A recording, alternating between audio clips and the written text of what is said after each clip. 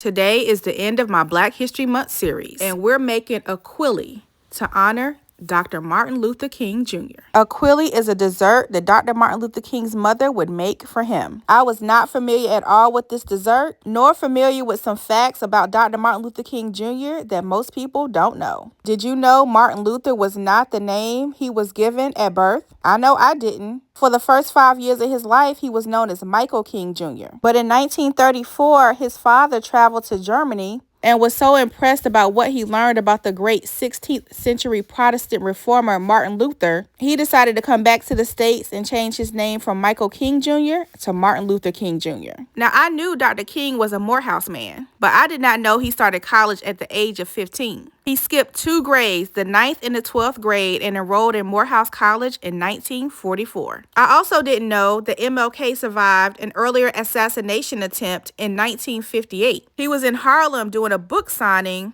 when a black lady named Izola Curry asked him if he was Martin Luther King, and when he said yes, she plunged a 7-inch letter opener into his chest.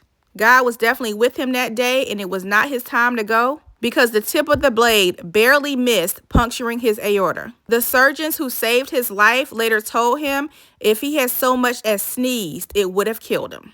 Dr. Martin Luther King was known for so many things. He was an American icon, a civil rights hero, a preacher, a scholar, an organizer, world-renowned leader, and also a man who could play a mean game of pool. Folks called him a pool shark because he was so good at playing pool. I have learned so much this month while researching some of our iconic Black leaders, and also learned how to make new dishes like this Quilly. When I tasted this dessert, I got a little emotional because this is a dessert my mother would like. This is a cross between ambrosia and Watergate salad that you add gelatin to so it forms a mold. It's not my cup of tea, but it was for Dr. Martin Luther King Jr. As I close out the series, I'll leave you with his words. Make a career of humanity. Commit yourself to the noble struggle for equal rights. You will make a better person of yourself, a greater nation of your country, and a finer world to live in. Rest in peace, Dr. Martin Luther King